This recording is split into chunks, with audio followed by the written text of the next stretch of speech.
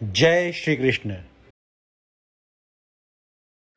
तानि सर्वाणि संयम्य युक्त आसीत् मत्परः वसे ही यस्य इंद्रियाणि तस्य प्रज्ञा प्रतिष्ठिता।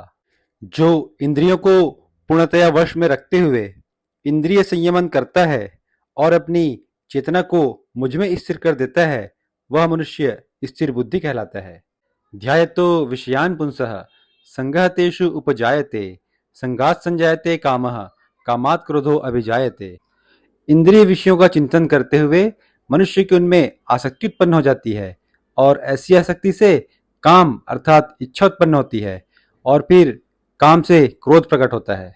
क्रोधात् भवति सम्मोहः सम्मोहात् स्मृति विभ्रमः स्मृति भ्रंशात् बुद्धिनाशो बुद्धिनाशात् प्रणश्यति।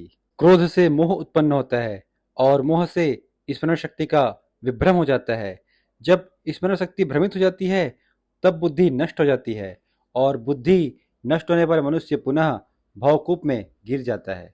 इन श्लोकों का तात्पर्य यह है कि जब मनुष्य के मन में इच्छाएं उत्पन्न होती हैं और उन इच्छाओं की पूर्ति नहीं होती तब वह क्रोध में परिवर्तित हो जाती है। क्रोध शांत होने पर मोह में परिवर्तित हो जाता है और मोह से स्मरण शक्ति का विभ्रम हो जाता है।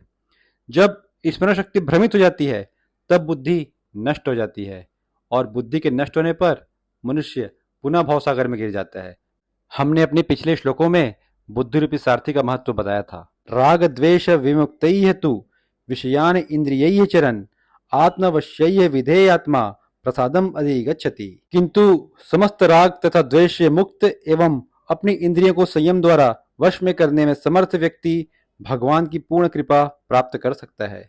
प्रसादे सर्व दुखानाम हानि अस्य उपजायते प्रसन्न चेतसो ही अश्रु बुद्धि पर्यवतिष्ठते। इस प्रकार से कृष्ण भावना अमृत में तुष्ट व्यक्ति के लिए संसार के तीनों ताप नष्ट हो जाते हैं और ऐसी तुष्ट चेतना होने पर उसकी बुद्धि शीघ्र ही स्थिर हो जाती है।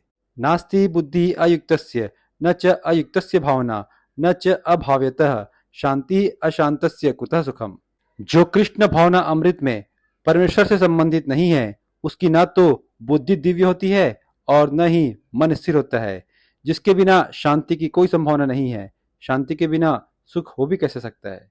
इंद्रियाणाम ही चरताम यन्मनो अनुविधीयते तदस्य हरति प्रज्ञाम वायु नावम इव अंभसी।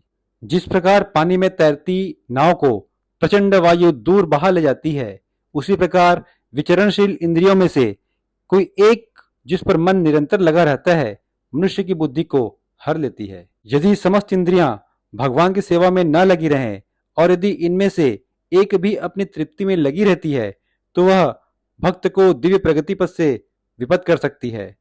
क्योंकि मन को वश में करने की सबसे सरल और सही विधि यही है कि समस्त इंद्रियों को भगवान की सेवा में लगा दी जाए। तस्माद्यस्य महाबाहो निगृहीतानि सर्वसः इंद्रियाणि इंद्रिय अर्थेभ्यः तस्य प्रज्ञा प्रतिष्ठिता।